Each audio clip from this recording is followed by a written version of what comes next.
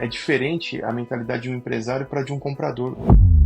Eu fiz uma transição de carreira durante a pandemia de uma empresa europeia para uma empresa chinesa. Aí a gente já não fala mais de empresa chinesa ou japonesa, a gente está falando do oriental. Esse é o podcast das pessoas e produtos que movimentam a minha, a sua, as nossas vidas.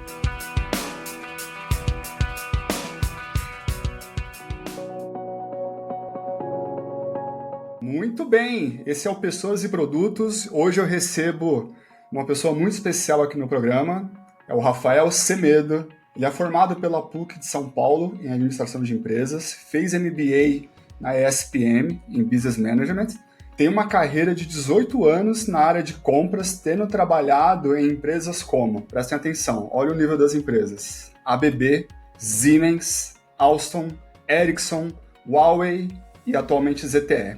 O Rafa é pai do Pedro, de 9 anos, é louco por futebol, aí eu não entendi se é ele ou se é o Pedro, acho que os dois. E como hobby, ele é mecânico de lasanha nas horas vagas. Vou entender exatamente o que é isso. E entra lasanha de berinjela também nesse hobby, ou Rafa, ou não? Ou só tradicional? Entra. Nos finais de semana entra sim. Então tá bom. Rafa, bem-vindo ao podcast, cara. Como é que você tá? Obrigado, Bruno. Um prazer estar aqui com você. Obrigado mesmo pelo convite. A gente vai bater um papo aí gostoso, falar um pouquinho aí da minha carreira, falar um pouquinho aí do que está acontecendo no mercado e por aí vai, né? Falar esse negócio de lasanha. Eu também sou um cozinheiro aí de final de semana, né? Gosto de cozinhar desde criança, sempre estive ali na cozinha com a minha mãe e com meu pai, então... Esse é um hobby maravilhoso, sempre é bom ter alguém na família que cozinha, né, cara? Sim. Descendente de italiano, não tem como ficar longe. Oh, Semedo! E você falou da lasanha de melanzane, aí não tem como, né? Maravilha! Então vamos nessa. Vamos lá. Rafa, eu vou começar lendo um trecho de um livro, que inclusive eu não conhecia, foi indicação sua, a gente iniciar esse bate-papo aqui, tá? Tá bom. O livro, pessoal, se chama O Poder da China, do autor Ricardo Jeromel. Eu vou ler na íntegra esse trecho. Os Estados Unidos reinaram de maneira hegemônica como a superpotência mundial após a Segunda Guerra.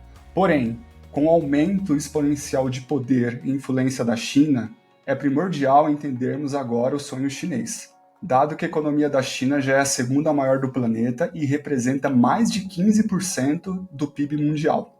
Quando você lê que a China está desacelerando, é verdade.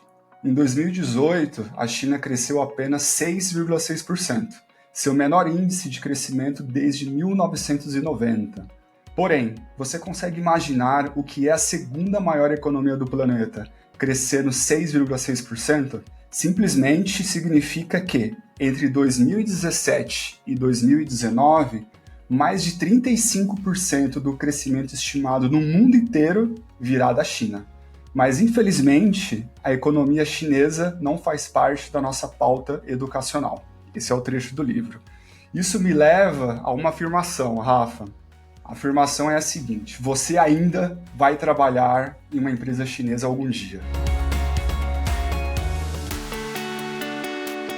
O que você acha dessa afirmação? Essa afirmação é 100% verdadeira.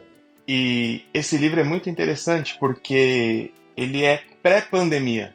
E a gente, falando de China, de mercado de trabalho de China, das empresas chinesas no geral, o que aconteceu, né? Então, tirando que a Covid veio da China e tudo mais, mas vamos focar no mercado de trabalho e na revolução do que tem acontecido no Brasil. Vamos deixar todos os fatores que a gente tem polarizadores, tá? De fora. Então, política, Covid, etc. Vamos focar... Falar principalmente com foco econômico. Exatamente. Vamos focar no econômico e no que direciona a carreira e o futuro da indústria e do desenvolvimento das empresas. Perfeito. Então, o que aconteceu? O que está acontecendo no mercado? Vamos pegar... nós entramos em casa durante o período da pandemia com um mundo dominado por empresas, aqui vamos falar em Brasil, dominados por empresas da Europa, Estados Unidos, tá? E nós vimos a chegada das empresas chinesas muito vagarosamente durante a pandemia e elas hoje estão muito fortes. Então, vamos pegar o LinkedIn, que está ali, né, que todo mundo está ali, é uma rede social corporativa, né? Nós vemos hoje muitas e muitas vagas de empresas chinesas. Isso você não via antes da pandemia, hoje você vê. Então, as empresas chinesas chegaram, elas estão em território nacional e e agora vou falar um pouquinho do que aconteceu comigo. Eu fiz uma transição de carreira durante a pandemia de uma empresa europeia para uma empresa chinesa. Então eu saí da cultura... Esse é um ponto importante, só fazer um recorte aqui, eu ia justamente perguntar sobre isso, e aí você arremata. Vendo a sua carreira, você passou em empresas gigantescas, europeias, e durante a pandemia você fez essa migração para atuar com empresas chinesas, com uma outra cultura. Eu ia exatamente perguntar sobre isso para você, se você consegue notar essa transição que aconteceu exatamente na pandemia. E nos últimos anos você tem trabalhado em empresas chinesas, acho que esse é um fator preponderante para a gente falar sobre esse aspecto da cultura, da filosofia, do jeito, e eu vou tentar explorar bastante esses temas com você, Rafa. O que acontece, assim, durante a pandemia, enquanto estava todo mundo dentro de casa, e eu vinha de uma empresa que já estava com a cultura de home office estruturada, eu fiz essa transição durante a pandemia, e a empresa chinesa ela não tem cultura de home office. Praticamente qualquer empresa que você ver hoje no mercado chinês, elas são 100% presencial. Tirando minha opinião se o home office é bom, o home office é ruim, no momento que você pôde voltar ao escritório, todas as empresas chinesas estavam com 100% de carga, ou no limite que a legislação ou que as regras sanitárias permitiam, com pessoas dentro das empresas trabalhando. Ou seja, o que você está falando é que as empresas chinesas voltaram antes que todas as outras empresas a trabalhar no presencial. A gente nem está discutindo se o que é mais produtivo ou não, né? O que é o certo, não. Inclusive a gente está vivendo no Brasil agora, né? Essa questão da volta ao presencial, você vê muitas discussões desse tipo, mas como fato, isso é um fato, a gente está trazendo fato, as empresas chinesas, você por experiência e trabalhar, né, com empresas chinesas, elas voltaram antes a trabalhar no presencial, muito antes do que outras empresas do mundo. Exatamente.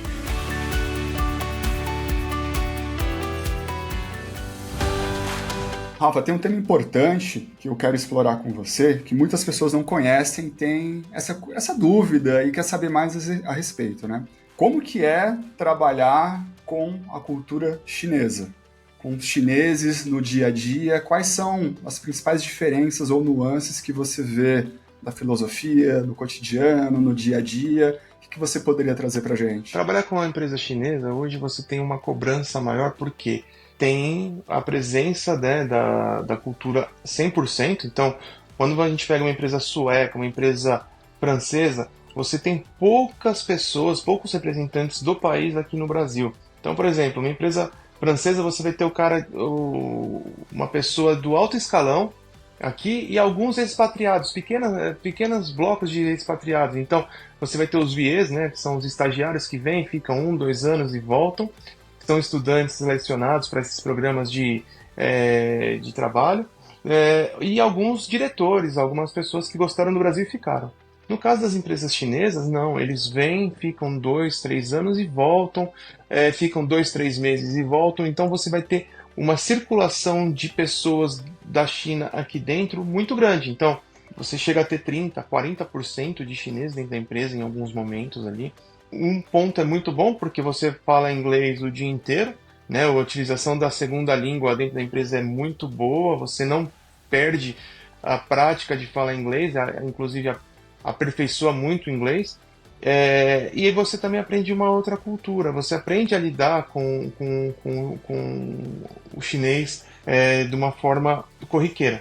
Tá? Então, você entende como eles trabalham, você entende alguns costumes que eles têm, e isso é muito bom. Então, eu não vejo nenhum demérito em trabalhar com a cultura chinesa. Eu gosto muito, eu acho uma forma que eles têm de trabalhar muito interessante. Você aprende muito, eles são exigentes em algumas coisas, né? E eles também são muito amistosos, eles não têm. É um povo amável, não tem nada de.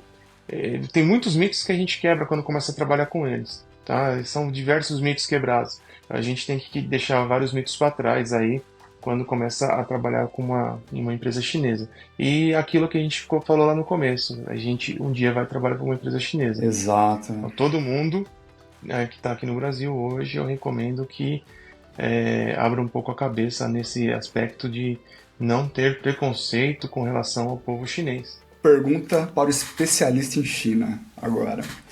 Quando os japoneses, as empresas japonesas chegaram no Brasil, isso há décadas atrás, a gente também não sabia como trabalhar com eles e aprendeu a trabalhar com eles. Vou trazer um exemplo, por exemplo, da indústria automotiva, né, as montadoras asiáticas. Toyota, Honda, Nissan. Nissan é até um pouco mais recente, né? Nissan é um pouco mais moderna assim, nos costumes, que veio depois. Mas principalmente os mais tradicionais, a Toyota e a Honda, eles trabalham de uma forma muito diferente com os fornecedores, que são realmente parceiros deles. Eles confiam muito nos parceiros. Então, ao longo dos anos, quem trabalhou com essas empresas ou outras empresas japonesas aprendeu a trabalhar e veio se desenvolvendo. E a pergunta que eu faço é, no quesito confiança, como que a gente faz para ter a confiança dos chineses, para eles confiarem na gente e poder trabalhar de uma forma bastante produtiva, evolutiva e que a gente possa trabalhar junto com eles? Então vamos lá, essa pergunta é excelente, Bruno. Eu, na minha função dentro da área de compras,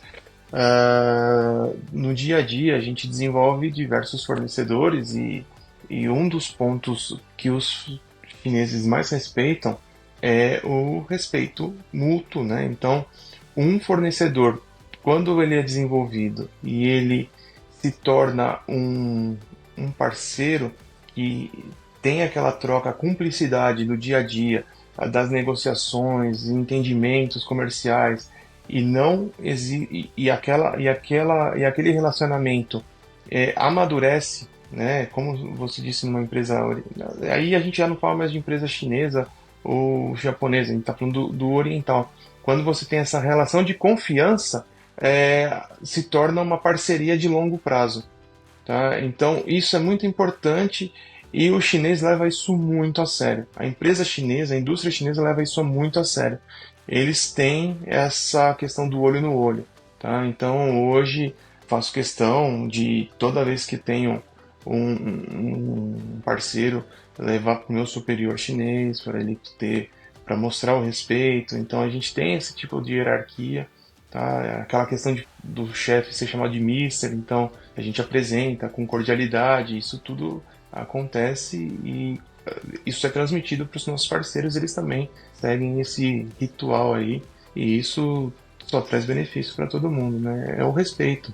A gente leva o respeito para todo mundo e dentro da cadeia de suprimentos ali e na cadeia de trabalho, então isso é muito benéfico de linhas gerais, né?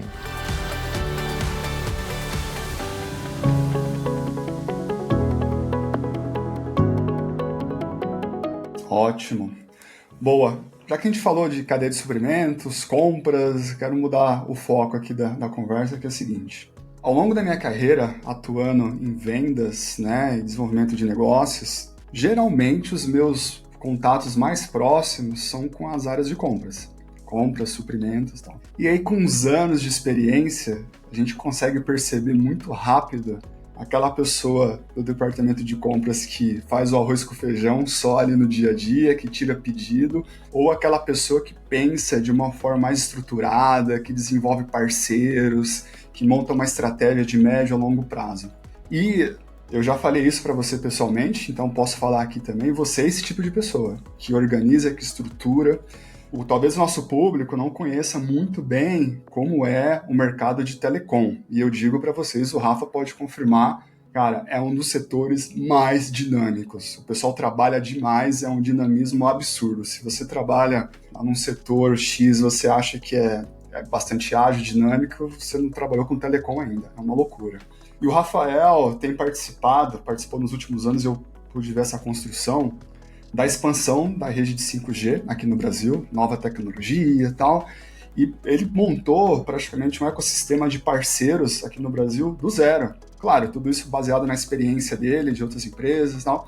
Mas eu quero te perguntar, Rafa, como que tem sido essa experiência? A gente ainda está, né? O Brasil ainda vive o projeto do 5G aqui em todos os estados. Mas quero te perguntar como que é essa experiência de do zero, montar o ecossistema, trabalhar com uma nova tecnologia, expandir isso em território nacional, como que você se sente? Olha, Bruno, isso é bem recompensador, assim. A gente está vendo o futuro do Brasil sendo feito dia após dia, né? Então, trabalhar numa tecnologia que o Brasil ainda é carente, né? E o Brasil não é carente por questão das operadoras, não, tá? E do governo, não. O Brasil é muito grande. O Brasil cabe aqui dentro algumas Europas aí, então é um desafio tremendo você cobrir todo o Brasil com uma rede 5G. Só para vocês entenderem aí em casa, qual que é a diferença do 4G para o 5G? É o espectro do rádio, né? Eu não sou especialista em radiofrequência, depois seria até bom o Bruno convidar aí um especialista de 5G mesmo para explicar direitinho essa questão, mas o alcance do 5G ele é menor do que o do 4G, então você precisa de uma infraestrutura muito maior do que o 4G. Ou seja, para você implementar isso no Brasil inteiro, você precisa ampliar toda a infraestrutura existente que já foi colocada no 4G e ele atende muito bem as capitais brasileiras, onde está o povo, né? Onde está a massa consumidora do Brasil. Então, hoje o governo brasileiro ele tem trabalhado para que seja coberto pelo menos 100% de todo o Brasil com 4G. Primeiro a gente tem que pensar assim, colocar o 4G em todo o Brasil para depois colocar o 5G, porque o 4G ele é o pontapé inicial do 5G. As pessoas que estão nos ouvindo aí não entendem isso, mas o 4G já é parte da tecnologia 5G. O 5G ele vai vir complementando e aumentando a velocidade. Então, a infraestrutura existente do 4G ela permanece, você vem e complementa ela com o 5G. O investimento que as operadoras fazem hoje é gigantesco, ele é muito grande. E o retorno que elas têm não é tão substancial a ponto de cobrir todos esses investimentos. Então, a velocidade de expansão do 5G no Brasil, ela é rápida dentro das capitais, né? Hoje, provavelmente, a gente já tem cobertura 5G em todas as capitais do Brasil, mas a gente vai vendo ela se expandir cada vez mais, né? Então, no ano passado, na empresa que eu trabalho, a gente fez aí um projeto grande na região sul do país, aumentando a velocidade do 5G substancialmente na parte de fibra ótica. Então, porque quando a gente fala também de 5G, a gente não fala somente da rede aérea, do wireless, né, do celular, ele também vem pela fibra. Então, você tem que ter a fibra alimentando para você ter a parte de cima recebendo o celular. Então, é uma infraestrutura, como você falou, é um organismo é um ecossistema muito grande e muito complexo, envolvendo muitas áreas, muitas pessoas e empresas para fazer a coisa dar certo, né? Então, não é tão simples quanto parece. Hoje a gente tem milhares e milhões de reais aí nisso é envolvido. Esse é um ponto importante, que você falou das empresas, a estrutura. Também estou aqui para aprender, né, cara? Então, vamos lá e até para explicar para o público, você que é especialista no setor. Quando a gente fala telecom, intuitivamente, o que as pessoas pensam? Cara, as operadoras, eu tenho aqui no meu celular a operadora XYZ, todo mundo conhece, né? Mas o setor como um todo, ele é gigantesco e tem toda uma estrutura. Eu queria que você explicasse, Rafa, como que ele é dividido. Entre as operadoras, tem vendors, você tem os distribuidores, você tem lá os prestadores de serviços. Então, tudo isso molda um setor gigantesco que movimenta, assim, milhões de empregos aqui no Brasil. E as pessoas não têm noção disso, do que representa o setor de telecom. Já é um especialista, já distribuiu bem as funções, Bruno. o que eu posso te falar que tem mais aí, meu, é o seguinte, se a gente parar para pensar, o que é o principal hoje em telecom? não é nem tecnologia, são as pessoas, né? Então a gente começou falando de pessoas, né? Falando um pouquinho de pessoas, mas pessoas para mim é o ponto importante. Então a gente tem as pessoas, né? E daí a gente vai ter a parte de rede fixa. O que é, quando a gente fala de rede fixa, o que é? Fibra ótica e roteadores. Então a gente está falando dos IPs, rádios IPs, DWDM, a parte de GPON, que seria a fibra ótica que chega na nossa casa, né, para consumidores finais. Nós vamos ter também a parte de rádio wireless, que seriam as antenas, essas antenas que vocês veem em cima dos prédios, as torres, então, que são aquelas antenas quadradonas. Então, essas são as antenas que fazem a transmissão para os celulares. E aí tem também a parte de micro-ondas, que já está um pouco, que está diminuindo bastante pela substituição da fibra ótica, né? Mas também o micro-ondas, quando a gente fala micro-ondas, é realmente a onda do micro-ondas, é mais ou menos a mesma tecnologia que a gente usa no forno. Né? Mas as empresas são equivalentes, tá? Então, hoje a gente, por exemplo, a ZTE, ela tem todo o portfólio no mercado. Então a gente atende desde a fibra ótica até a parte de wireless, micro-ondas, com a tecnologia 5G. Tá? Então a gente tem atendido aí o mercado fortemente. São diversas equipes em campo, né? A gente tem mais de 200 equipes em campo. A prospecção de fornecedores, altíssima qualidade, para poder fazer essas instalações no Brasil afora aí. E quando a gente fala, e aí você falou a palavra vendor. Quando a gente fala o vendor, a gente está falando, né? Tem também os vendors e as operadoras. Os vendors, quando a gente fala, pode ser a empresa que eu trabalho, né? Uma ZTE, as concorrentes, não vou falar o nome, né? Mas... Exato. Mas, e aí tem também as operadoras. As operadoras eu vou falar o nome porque são nossos clientes. Então a gente tem, vou falar em ordem alfabética, seria a Claro, a Vivo, a TIM, a Vital, né, também, que é a Oi. Então são várias. Aí tem a Unifique também lá no Sul, tem a Vinity, que são as que ganharam agora a concessão, e tem mais várias outras aí no mercado. Dividiu bastante, tem a Algar Telecom, que é grande também. Então a gente tem vários players aí no mercado, e Brasil afora. Tem bastante gente trabalhando forte para que o 5G se desenvolva e cresça no Brasil. Sim, tá no caminho. Cada vez mais a gente vê o sinalzinho no celular aqui em mais lugares. Cada vez mais, exatamente. Se às vezes não está aparecendo no seu celular, às vezes o celular não tem o 5G.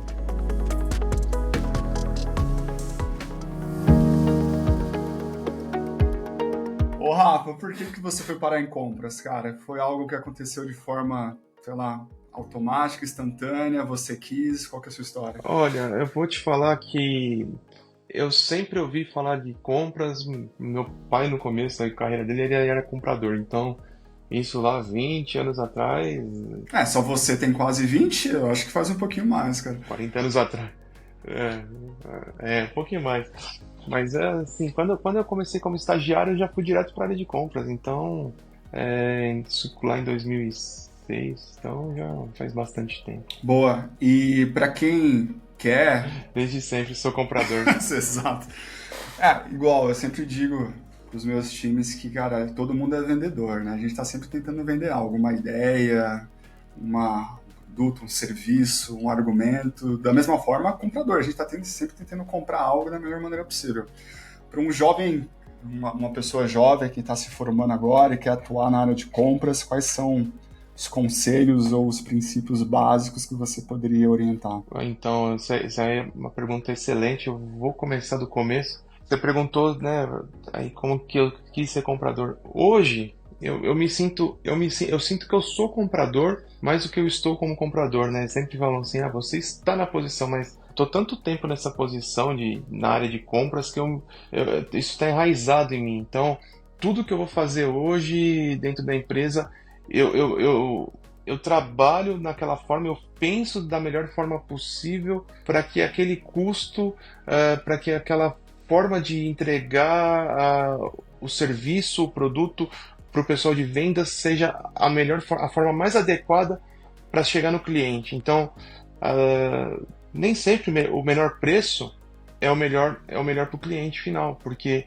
a gente tem uma cadeia de agregações que para entregar um produto ou um serviço para o cliente final. Então, por exemplo, eu vou dar um exemplo simples. Às vezes, um serviço de combate, vamos dizer assim, uma instalação de alto volume, eu tenho que pensar se o meu serviço tem que ser o serviço rápido, se tem que ser um serviço com cobertura nacional, se eu vou precisar de uma mão de obra super técnica, se eu vou precisar de carro no Brasil inteiro, se eu vou precisar de trabalho noturno. Então eu tenho que fazer um escopo geral, eu tenho que estudar e analisar o escopo geral junto com a área técnica para poder entregar o melhor possível. Então os custos, né? Todo mundo fala, quando a gente vai fazer o preço lá, fala que o que a gente enxerga dos custos são a pontinha do iceberg. Embaixo tem aquele monte de custo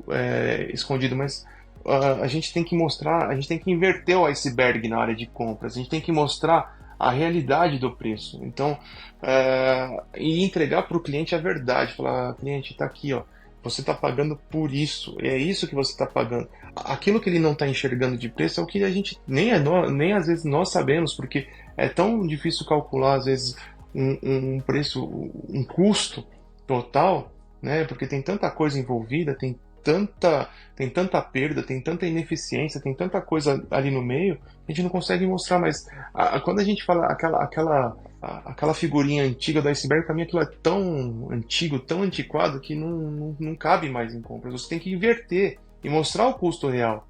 É isso que faz agregar valor para o seu cliente. É mostrar o quanto você tem de custo real. Abrir mesmo e mostrar e trabalhar junto. Mas vamos lá. Aí, com toda essa... Isso aí é carregando de vários anos, e isso a gente vai aprendendo no dia após dia, né? Isso é uma das coisas que eu tenho trazido e mostrado para os meus pupilos ali que trabalham comigo no dia a dia. E além disso, acho que o mais importante que um comprador hoje tem que ter é paciência e calma. Não adianta você se afobar numa negociação e se afobar na sua carreira. Tudo vai chegar com o tempo, então vai com calma, tá? Eu assisti um podcast ontem seu, que você fez, e com um empresário. É diferente a mentalidade de um empresário para de um comprador. O empresário, né, ele tem que ter aquela agilidade, ele tem que estar trabalhando acelerado e tudo mais, porque o cara ele vai precisar daquilo para poder dar energia, ele tem que motivar uma cavalaria. Só que eu não sou a linha de frente. Exatamente. Eu sou a retaguarda. Então eu tenho que estar ali, eu tenho que ser a cabeça pensante para que aquele soldado lá na frente, para aquele guerreiro lá na frente, tenha todas as armas para poder lutar. Então, se eu não trago todo o aparato e toda a informação, eu tenho que ser a inteligência da minha guarda. Senão, aquilo não anda. Então é isso que as pessoas têm que pensar. Você falou algo muito, muito importante, né? Quando a gente fala da área de compras, tem várias subdivisões, ramificações, mas simplificando aqui para passar a mensagem que eu quero passar. Dentro de compras você tem o tático operacional, que tem que fazer o dia a dia, tem que ser ali preciso, produtividade, e você tem que ter o estratégico. Hoje o sucesso das empresas, muito do sucesso das empresas está calçado em duas grandes áreas, em vendas e em compras. Você tem que vender bem, vender com margem, negociar, vender bem a sua empresa com valor agregado. Mas se você vender bem e você não comprar bem, cara, é um desastre. Então a área de compras é extremamente estratégica. E é curioso, trazendo um aspecto cultural. Em empresas de origem alemãs, por exemplo, a área de compras manda, cara. Pode ser outras culturas também, mas trazendo o que está mais próximo aqui da minha realidade.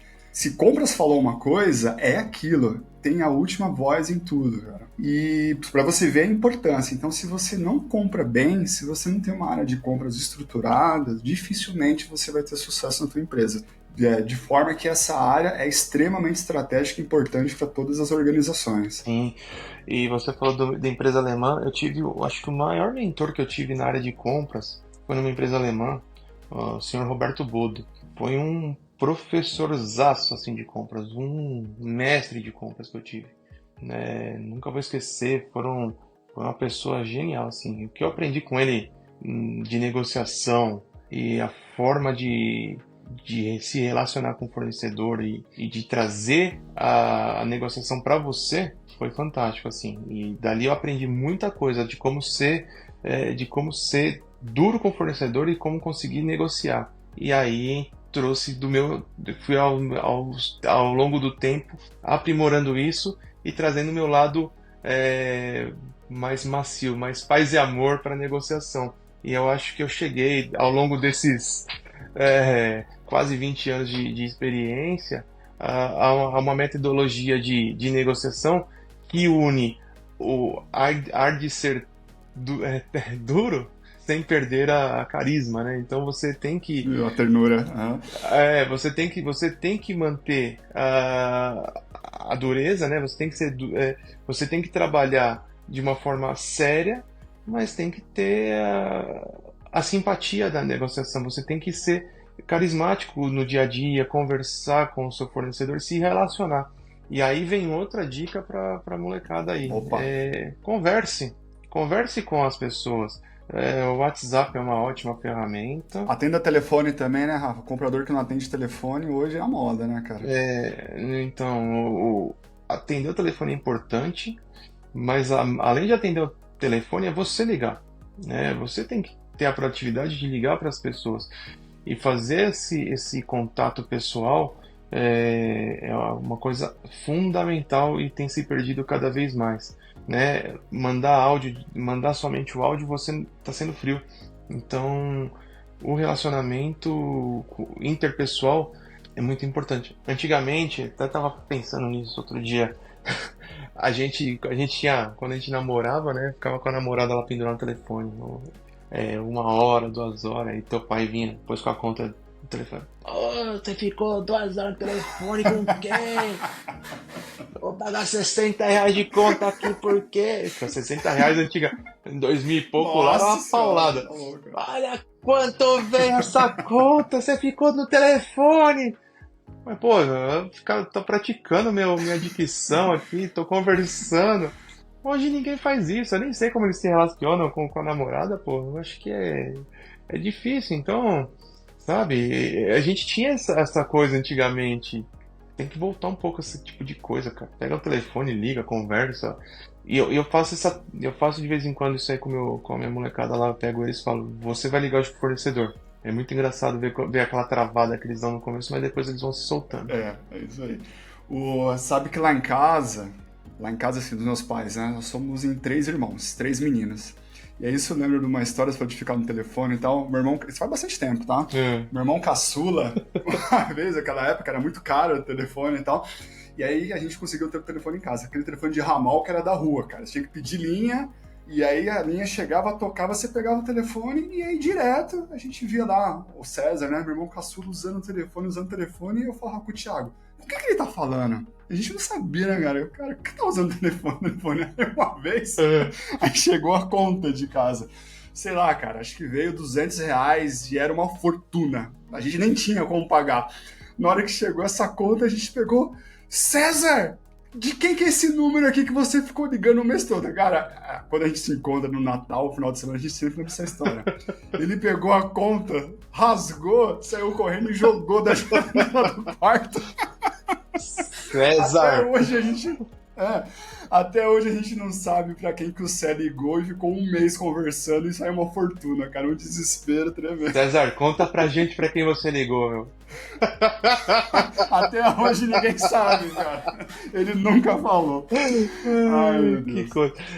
Mas, Rafa, tava lembrando, falando de compras e negociação, tive uma ideia que em algum momento eu vou juntar os amigos compradores de várias indústrias e vamos marcar, fazer um programa, um podcast presencial, online mesmo, para lembrar histórias de negociação, cara. Antigamente, sei lá, uns 15 anos atrás, eu já participei de cada negociação, quando era presencial, do tipo, uma vez um gerente de compras me ligou e falou, Bruno, você tem que vir aqui na planta, a reunião com você, a gente vai negociar o pacote tal, né, gigantesco, alguns milhões, a sua reunião é 15 horas. Tá bom? 15 horas, fui lá, juntei meu chefe e a gente foi pra reunião, né?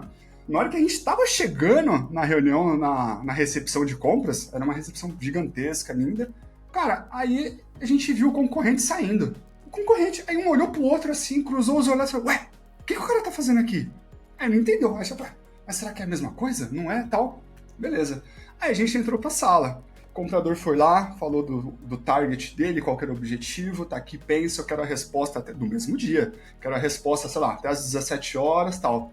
Na hora que a gente saiu da sala de compras e a gente tava indo pra recepção, passou outro concorrente, cara. Você acredita? Então o cara, para colocar pressão em todo mundo, ele marcou uma reunião seguida da outra, porque era tudo presencial. Ele marcou uma seguida da outra para os concorrentes se encontrarem propositalmente, cara. Porque aí você olha e diz, não vou dar desconto. Não, o cara tá blefando. Não vou dar isso de desconto. É papo furado. Aí na hora que você sai da sala, tu vê teu concorrente e fala, puta merda, ferrou, cara. Vamos dar desconto, senão a gente vai perder o processo. Cara, lembrando, os caras foram muito inteligentes. Eu não tava preparado pra essa negociação, eu caí que nem um patinho, cara. Então não vou nem rir porque eu já fiz isso também.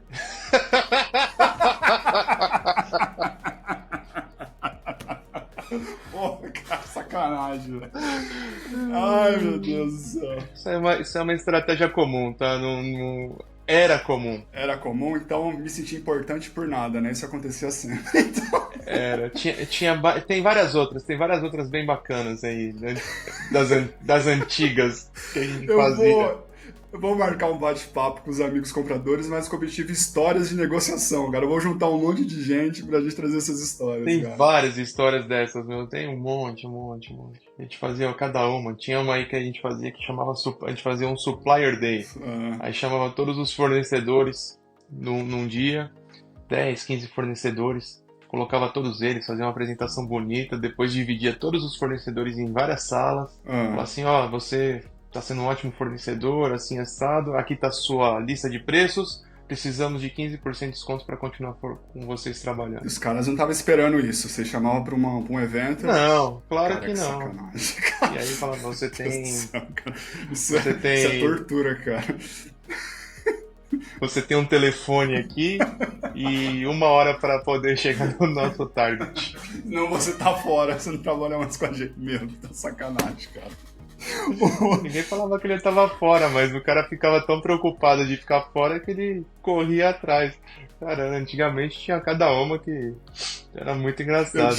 Eu tinha um chefe que falava assim, cara, comprador é mestre na arte da tortura. Ele não precisa te torturar, ele só mostra os instrumentos. Ele abre, Eu tenho todos esses instrumentos aqui. Cara, você dá qualquer desconto, até o que você não pode dar de desconto, você dá, cara.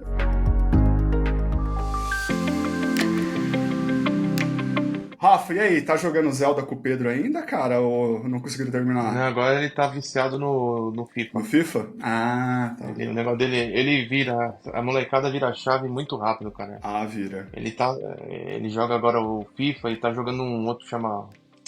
nem sei o nome aqui, eu comprei um joguinho do Mario aí, que tem um monte de gente que fica pulando na tela. Sei o nome agora. Ah, deve ser o Smash Brothers. Smash Brothers, esse mesmo. Smash Brothers, pai gamer, sabe como é que é, né, cara?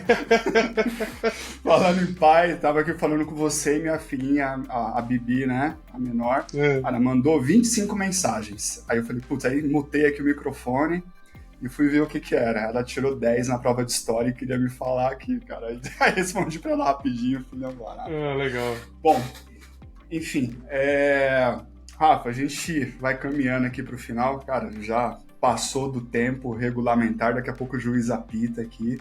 E é o seguinte, eu sempre peço para as pessoas que a gente bate um papo trazer uma frase, algo, um mantra que norteia a vida. O que você trouxe aí para compartilhar com a gente? Eu trouxe uma frase que eu acho que vai ser um clichêzão aí, né? Mas é uma coisa que eu sempre levei para mim e eu acho que é muito importante porque ainda mais pro comprador e acho que para qualquer profissional que está numa carreira de empresa, um engenheiro ou um administrador de empresas, mas não importa a profissão que você faça, né?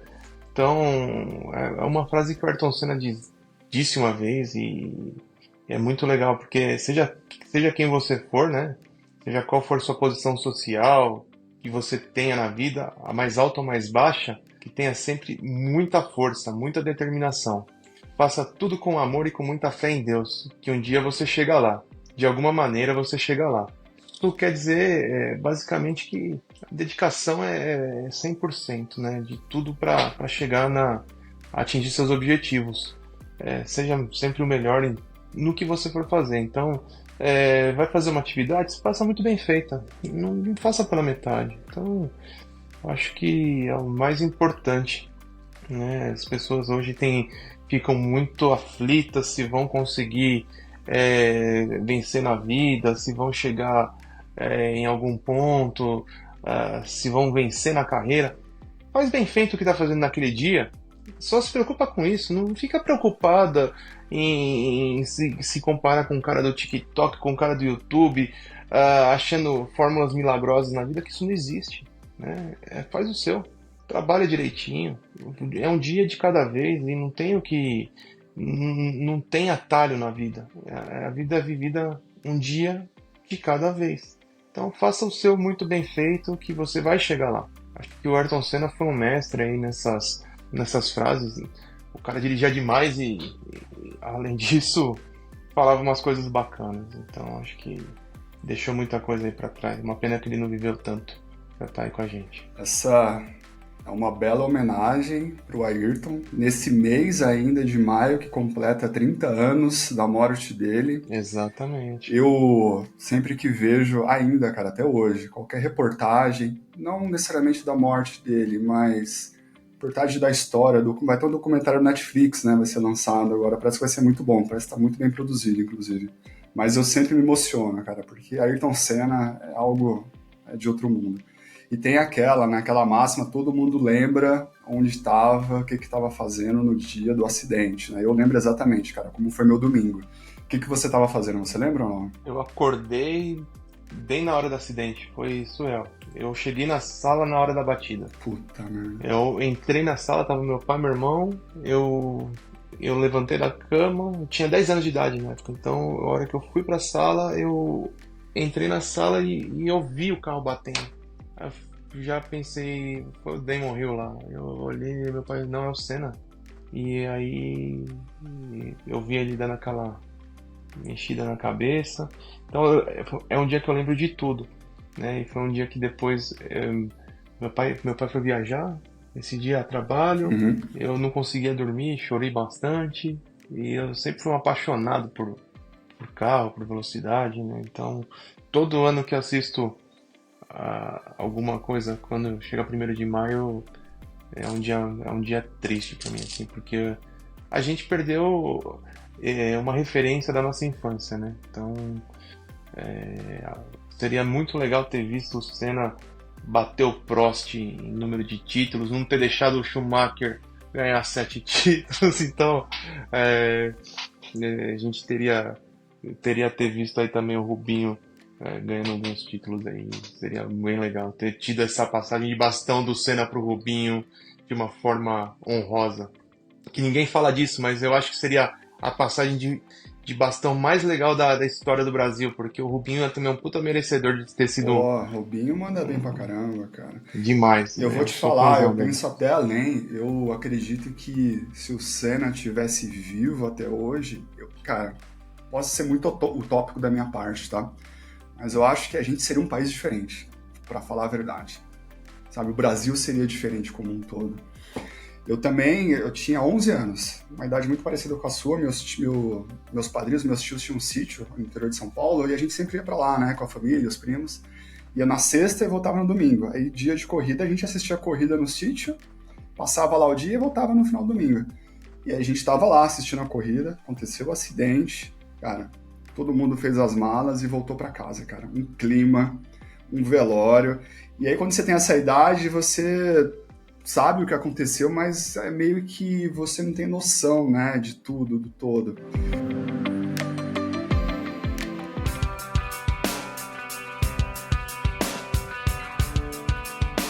Bom, o Queria ter terminado de uma forma mais positiva, mas aqui a gente não evita os assuntos, cara. Vamos nessa.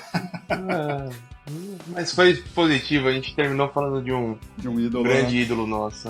Exatamente. Bom, pessoal, esse foi o podcast Pessoas e Produtos. O propósito desse podcast é dar voz para as pessoas e produtos que movimentam a minha, a sua, as nossas vidas. Esse foi o Rafael Semedo. Obrigado, Rafa, pela sua participação. Eu que agradeço, Bruno. Obrigado, foi um prazer estar aqui com você.